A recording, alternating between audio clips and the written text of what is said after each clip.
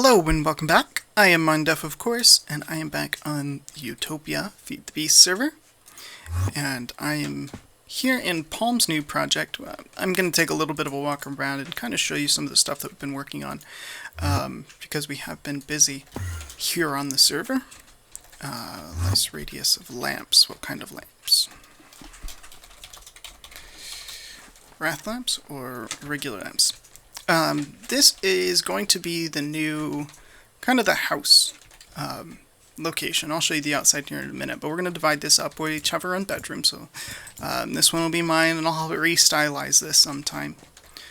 Here's Palm's. He's already got a staircase up so that he can get to the upstairs and to the balcony. As you saw earlier, there are several different floors. There's the upstairs, of course, the main floor. There's the bottom, and then there's like a cellar type area. So, quite a bit of space in this. As you can tell from running around, this is a sphere, which is different. It's same as a torch. Oh, Melly's poisoned or something. So yeah, got some nice little glass balconies, an infinite water source. What would you call this? Chandelier? Yeah, I guess. Chandelier. So yeah, pretty cool. So 7 or 8 then. 15. It's light level 15. So yeah, it's a sphere. We'll stylize it. We haven't stylized it yet. It is a floating sphere, and although it's not done, you can see here it's floating on this, which is supposed to have a striking resemblance to this arcane levitator. Palm's building a giant arcane levitator that will be holding up the sphere here. So, well, true. Yeah. So yeah. Oh, look, Melly's, or I don't know if Palm did that or if Melly just did that. But got a window. I didn't notice that before. Yeah. So that's a project. Palm's working on it. It's pretty cool. This is new too. Mally built this. It's a pretty cool little place. This is going to be kind of our own personal transportation hub. You can see we've got access to our side of the nether. We have empty crystal portals here for future locations. You get into it here by portable holing up here. And then each one of these has a book on the back that we can get to this way. There's no other way in other than to portable hole up into there, which is fine because honestly you don't really need it. So you can see we have access to the nether. I don't know where that one goes. This one goes to the Founder's Hinge. Have I ever shown this to you guys? I think I have. If I haven't, let me know. I'll show it to you in the next episode. Those are empty. This one goes to our location in the Twilight Forest, the same as jumping through a Twilight Forest portal. This is a spawn book, which of course we can't use because it's in the same dimension. So I can't go to spawn through there. I'd have to go through Founder's Hinge. And this takes us to the lava world, which I want to talk about here for a second. The lava age here. As a server, they're working on a project. I'm not very involved in it, unfortunately. Where we're going to all pull from the same lava sources. We're doing this primarily to reduce server lag. I don't know what they're planning on building. This is what we have so far, I guess. I didn't build any of this. Magmatic engine, which is feeding off of the lava from 2 pumps, which is being used to power the system. Even though each one of these pumps can take 10 Minecraft joules at full speed, and this only produces 4. So, like I said, I didn't build this, but with only one magmatic engine, you really don't need 2 pumps because it doesn't do anything. 1 pump would suffice. If you replace this with a tesseract, an energy tesseract, then they could run at full speed. But as you can see, though, the pipes are not emptying. In fact, the magmatic engine isn't even running at full speed. It's only producing 0.6 Minecraft joules per tick. These only produce as much power as they need to produce, and these only consume power when they're actively breaking pumps. They're actively pumping. So even though all this lava looks like it's going into the Tesseract, it's not all going into the Tesseract. There's quite a bit of still lava sitting inside of these pipes, which means these can't run at full speed, which means the magnetic engine doesn't need to run at full speed. So this is fine for now. If more people start drawing from this, or the lava draw starts getting a lot heavier, then we may need to reimagine this or something like that.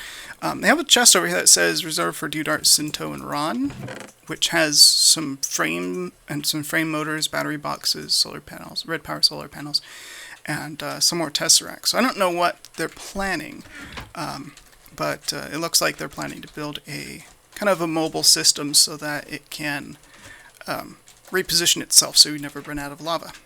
And in case you're wondering, this is of course a Mistcraft age. It is a single biome ocean with the lava modifier. So this is an ocean. You can see it starts at about 64 or so, and then it goes down to normal ocean depth, which is pretty deep. So yeah, what's going on over here? Because this is here, we did tie into that for our giant lava tank in our central pillar. So we'll go over there and we'll take a look at that real quick. Nope, not this one. This tower. Oops. So we are tied now into the Utopia lava age for lava, which keeps this sufficiently filled. I do think we're probably the heaviest user of lava on the server right now, because of course we are running all of our magnetic engines off of that, which are probably not all necessary, but there you go. We have plenty of power for whatever we want to do. And we're also running this. If you don't recognize this block, these are thermal generators. They're basically the upgrade to the geothermal generator, and of course they're from Greg Tech. You can tell by the fact that the block is ugly. I'm just kidding. The block actually looks pretty nice, but yeah. So they generate more power. They burn lava a little bit faster, and they generate more power per lava still source than the geothermal does. So, yep, it works pretty well. You can see we've got quite a few of them now. Produces quite a lot of energy. You can see we've got these MFSUs are fully charged, even though they're not currently running anything. So not a huge deal necessarily that they be fully charged, but they are. And under here we've got the matter fabricator, which is chewing up all the rest of the power that the system can't utilize. It's using a little bit of power here to keep the induction furnace fully heated.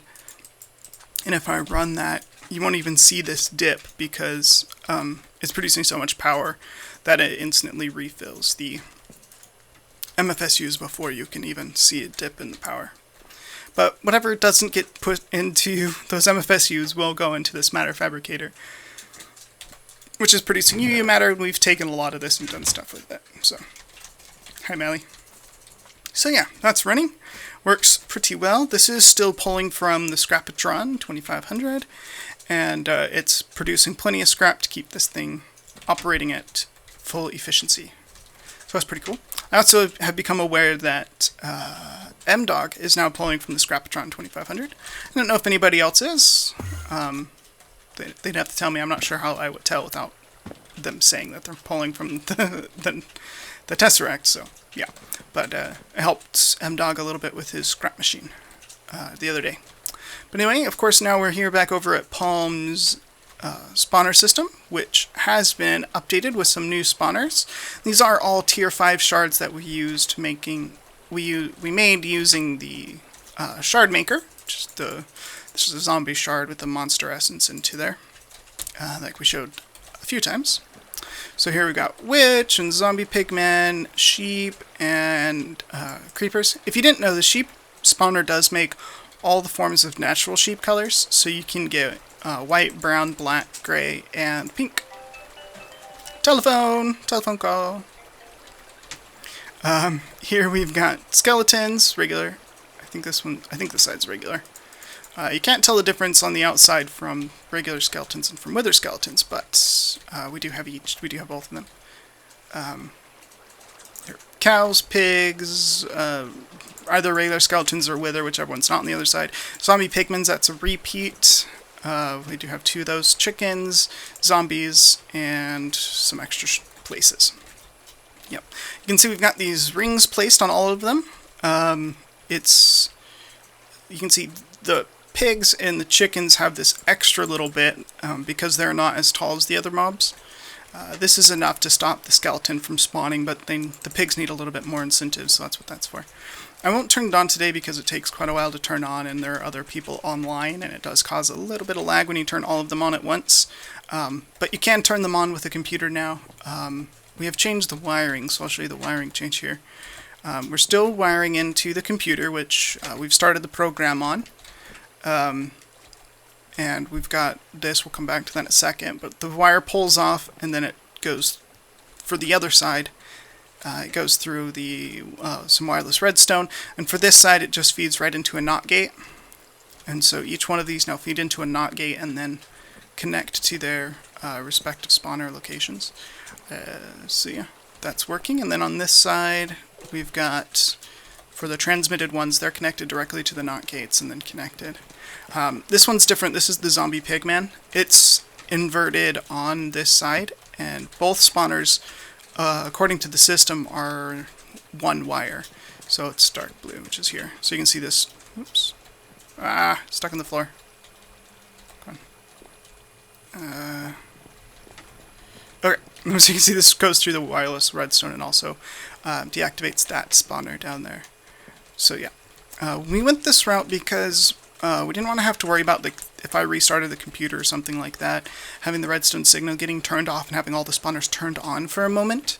So the wire's default state is off, and then they all invert using the NOT gate into an on source, which will turn off the spawners. It'll also make the programming a little bit easier in that I can just tell the wire to go on and I don't have to manage in my brain that redstone signal on means spawner off and redstone signal. I just I turn on or off the spawners by turning on or off the redstone. This system back here we'll get to here in a second. Of course, all of these feed with water down into this bottom down here, which I don't know that I've ever come down here for you guys. It's just an obsidian floor. We'll talk about these here in a second, but it's an obsidian pipe floor with iron pipes that feed into a piping system that brings all the items back up here and puts them into these two chests.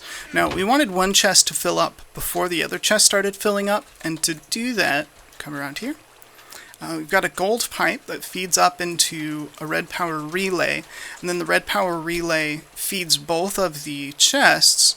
Now, in order to make one chest fill before the other one, instead of the way that they're hooked up, it would look like they're both at the same distance from the relay. So this one's a restrictive pipe, which makes it 1,000 blocks further than the other pipe. This pipe here on our right, the outside left, will fill first, and then once it's full, it'll start filling this chest over here. So yeah, it's a pretty cool system.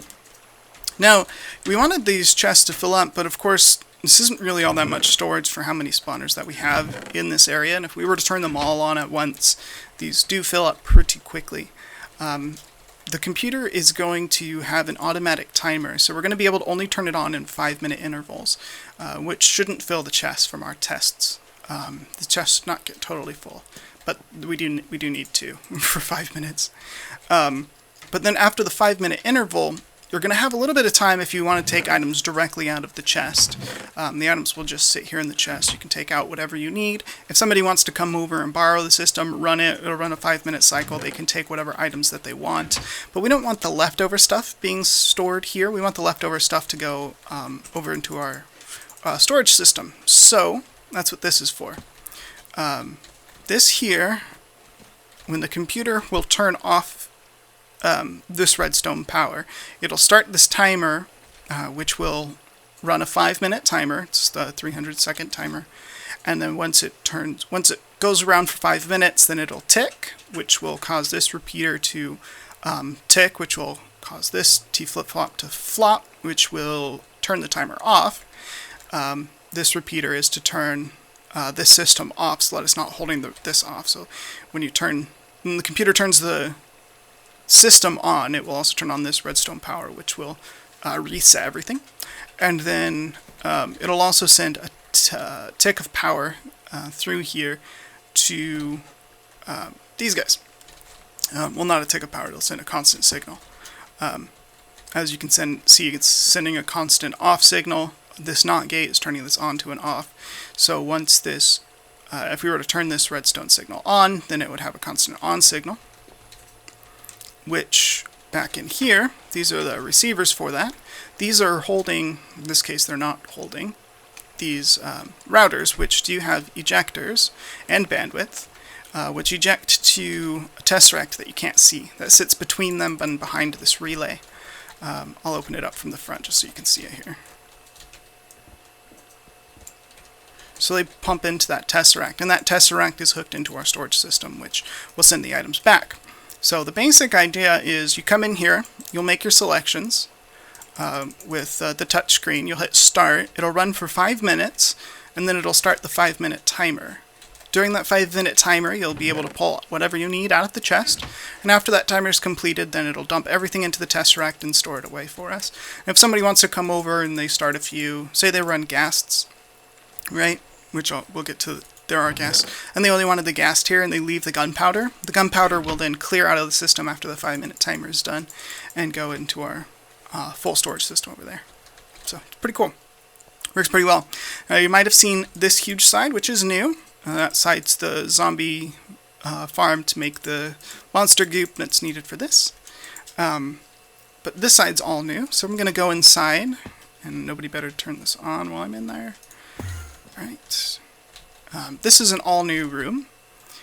It's not a standard shape, right? Because each one of these 3 mobs have unstandard shapes. Of course, ghasts, slimes, and these are regular spiders. Not poison spiders or anything like that. These need more room because, say a ghast were to spawn, and say a ghast tries to spawn right there, right? If a ghast wants to spawn there, which is inside, it's actually in the edge of the spawn radius, right? 1, 2, 3, 4. So this is the edge of the spawn radius. It actually checks to see if there's room for the ghast, and it sets the feet of the middle of the ghast to be here. So it checks 2 over this way, 2 over this way, and I think 2.5 blocks up. Maybe it's 3 blocks up. But anyway, it needs that space in order to spawn. So you need this extra space, these extra 2 blocks on each side here, to allow the ghast to spawn normally. And because the ghast then is a block or 2, I don't remember which, I don't off the top of my head, taller than a regular mob, you need to make the spawn chamber a little bit taller as well. And the same thing is true for slimes, not regular, medium, or small slimes, but for large slimes you need an extra 1 block, and that's why this is, since this is 2 out, this becomes 1 out on each side. And then spiders, we restricted the spiders a little bit because they actually need the same 1 block extra spawn radius to maximize as well, but we restricted them for the sense of kind of the nice looking shell shape of the system. It's restricted on 1 block on one of these 2 sides, which isn't too big of a deal. Then we've got these are from Mine Factory Reloaded. They're conveyor belts, so if you just stand on it, they pull you towards this side. They also do pull items that are on the ground. You can see that item's traveling by itself. See if I get it before it goes in the obsidian pipe.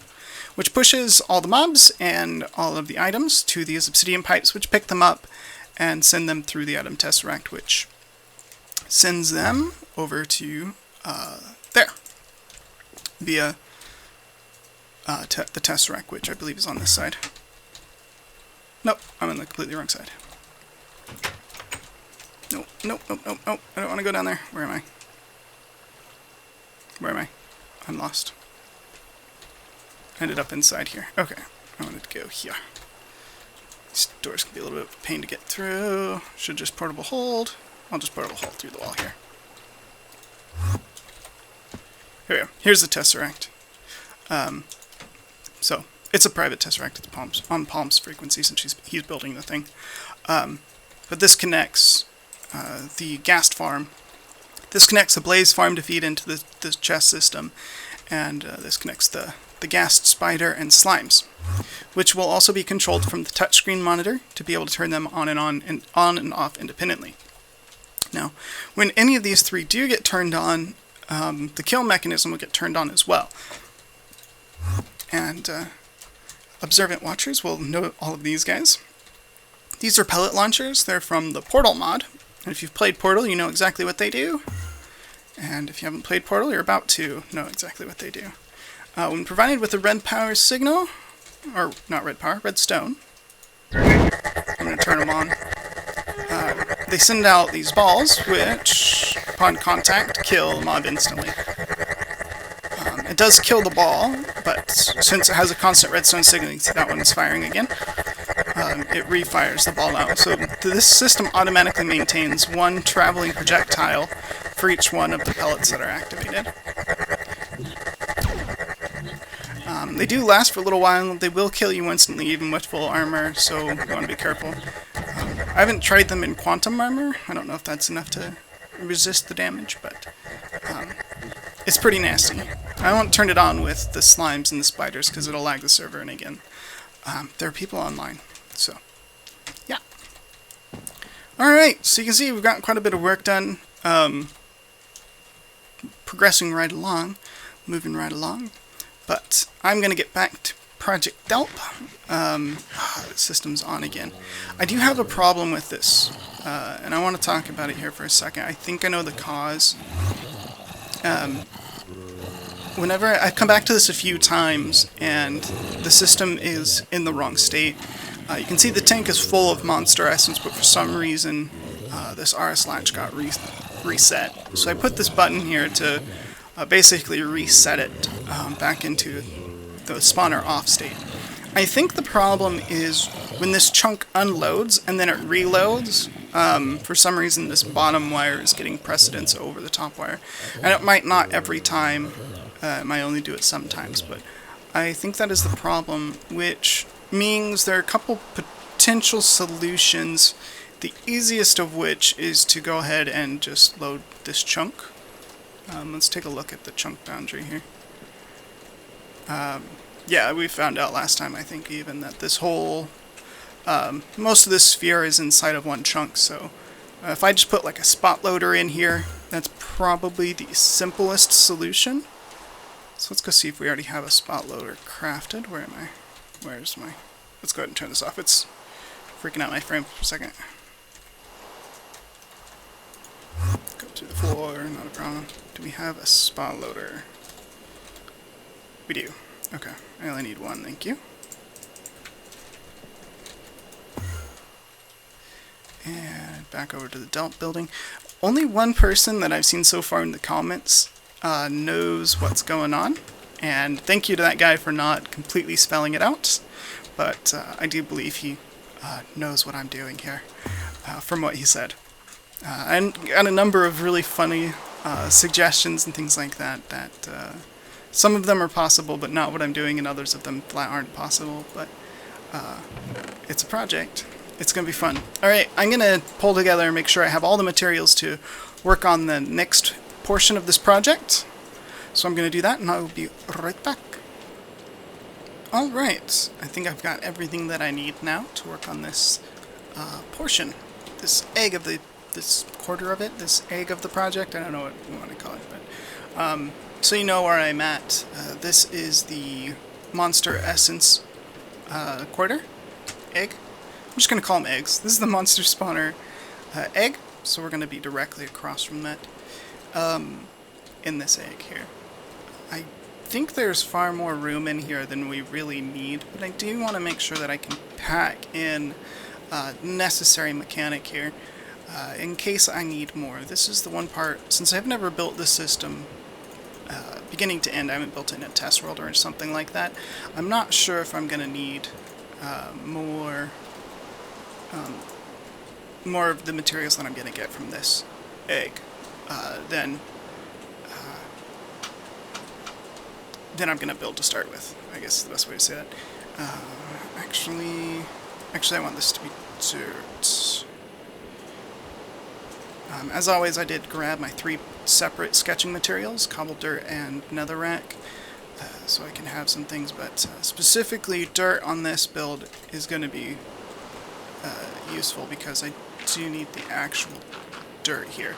So I'm not going to sketch in dirt, I'm only going to place dirt where I think it's actually going to be necessary. Let's see here, 1, 2, 3, let's going to go 2, 3, 5. I'm going to make a 5x5 box. 1, 2, 3, 4, and one more. Okay. Let's see. At this shape, in this location, I could fit another one here on this side, which is good. We are going to need light here. 2, 3, 4, 5.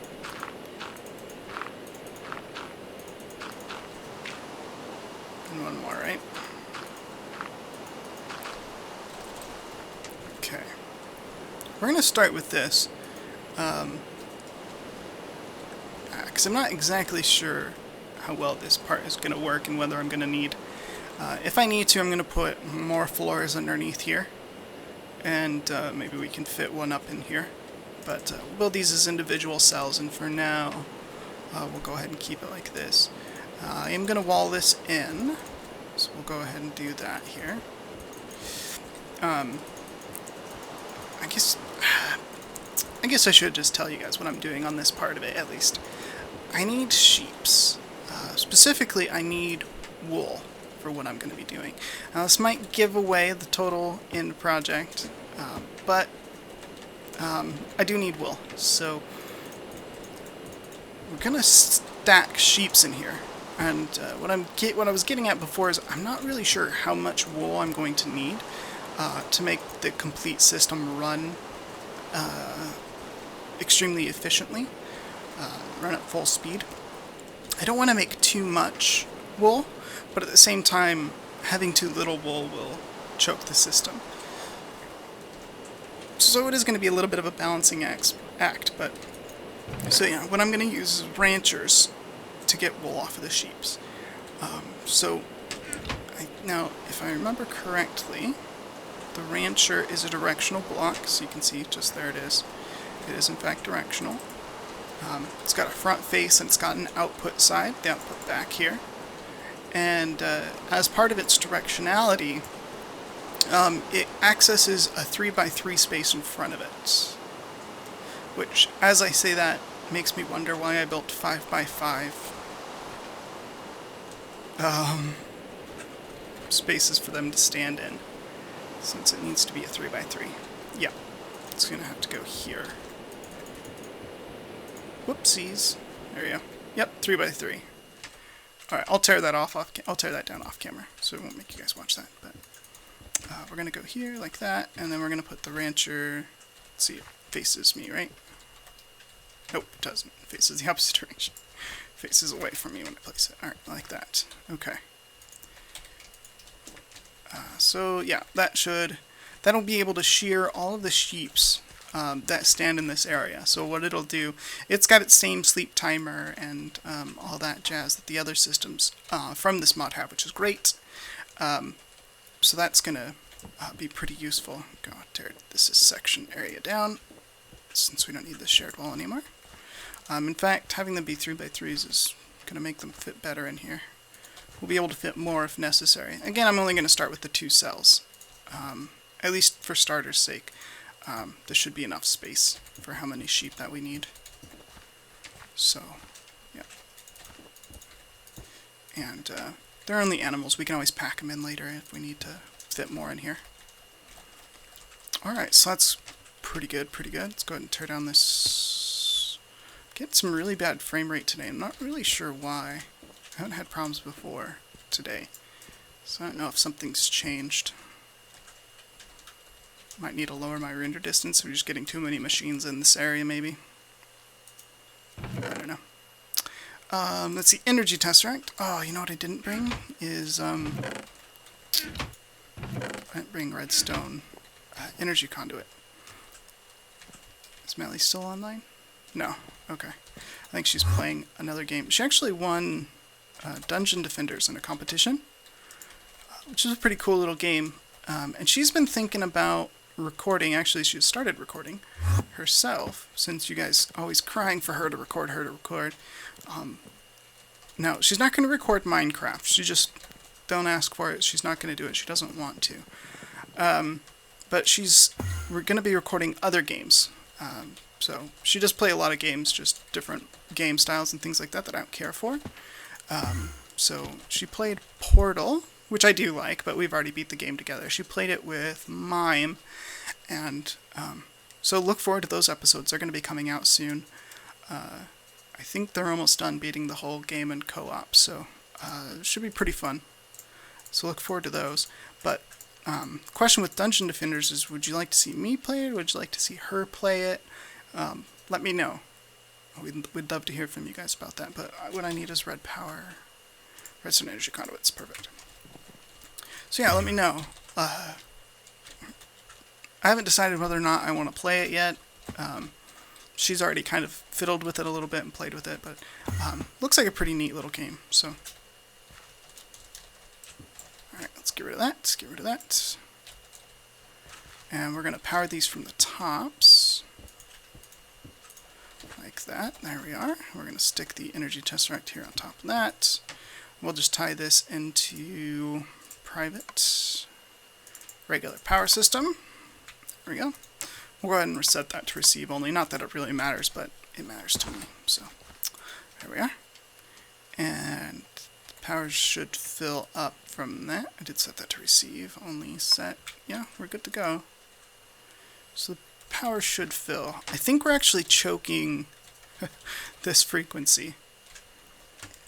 So we'll give that a minute and see if it charges the system up or not. But I think it will. So I think we're good to go there. I'm going to go ahead and place these just so I can walk around here without having to jump everywhere and fly. It is a little bit concerning. Why aren't you charging? I don't know. Oh, I didn't grab pipes either. Huh. Alright, well. Let's go ahead and put grass in here. Of course, the sheeps need to still eat grass in order to regrow their wool. Which, I could just pack animals into a tiny little space, but the primary reason I'm not doing that is because I need them to regrow their wool. So, the more space they have to eat grass, the faster they'll regrow their wool. So, yeah, we're going to go ahead and I'm going to let the grass grow here. I'll get the pipes that I need to build more. And I'll see if I can either give this the time to charge, or we might have to make an adaptation to our power system. So, either way, back here in a second. I flew over there, got pipes, and came back, and then realized I never flipped this pipe. Of course, this is the way it normally sits when you place it, which means the power is going into the tesseract, and I need it to be coming out. So, there we go. They're fully charged up. They're running their sleep cycles, as we expect them to. And we need to put golden transfer pipe, and I think these work.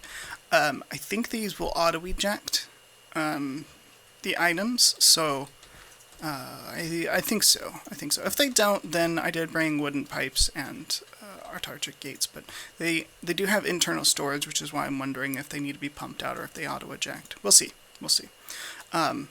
For now, I'm just going to go ahead and set this, to go into our storage gate area. Eventually this will feed into one of the other eggs, but for now that should work. Alright, now we're ready to test it.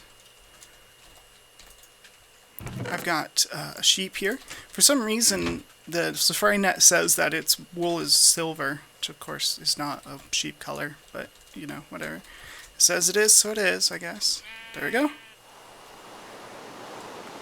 Well, yep, sheared. So that worked okay. The question is whether or not it is in the inventory, which it isn't, which means it must have gotten auto-ejected and put into the tesseract. So perfect. Works great. I suppose it'll eat grass again, and then it'll get sheared again on the better. I forget how big sheep are. I'm trying to figure out, they must be more than they're more than one block tall, huh? Yeah, they don't go. I can't place a block there. I thought so. I thought they were the same size as cows, and I must have been right. So, that looks like it is good to go. What I'm going to do before our next episode, since we're out of time, is I'm going to get sheep in each of these areas. I'll probably need to look into what I can do to maximize the grass growth as well, because we do want really fast growing grass in this area. What I can do, grab some dirt. Things that I'll be looking at doing is like this block can be grass, right? Does grass grow underneath? Actually have grass. Let's see if grass will die underneath the glass. I don't know if it will or not. But this row can be glass as long as the row above it here, or grass, this could be grass, as long as the row above it isn't a solid block. So we might look at putting like fences or something up here, and then grass beneath it. And then grass will grow up a row as well, so I'm not sure. I'd have to test, unless one of you guys know and can help me out here. Can grass grow from this block to that block with proper lighting? Because if it can, that should work. And grass can also grow down 2 blocks, so if I put grass up here, I know this one will work. The grass can grow from this block down to the block directly beneath it. So we're going to optimize the grass growth that way. So yeah, let me know though if you know. I know the wall will grow down, but I don't know if from underneath the floor if this will grow up through this corner block, because this would be grass in that case. So if you guys know, let me know. Otherwise I'll have to research it or whatever. So let's see, he regrew his wool. There we go, got cut, and into the storage system it goes. So yeah, these can be controlled with redstone, which for now I'm going to go ahead and put a lever on here to turn this off. You can see it locks the sleep bar when you do that. So it's not trying to sleep, it's not trying to wake up anymore. So it's not going to try that. So I really don't want to fill this up with light gray wool. Fill up my storage system with a whole bunch of light gray wool. So we're going to go ahead and let that sit like that. In case this does work, I'm going to go ahead and place this here. I'm going to run tests, or you guys let me know. And I don't want guesses. If you guys know the answer, great, let me know. If you're guessing, I don't want guesses, not helpful. Alright, well that's it for today. Thanks for watching, guys. This is the second part of Project DELP. One person knows the acronym, and I believe because of that, the project goal here. If you guys have a guess, let me know in the comments. Oh, look at this, Mally's going to town already. Nice. If you have a guess about what we're doing, let me know in the comments, or any other comments, welcome as well. I always love reading your comments. Also, if you want to help me out, click that like button. Either way, thanks for watching, you guys. I'm Mondef, and I'll see you guys next time.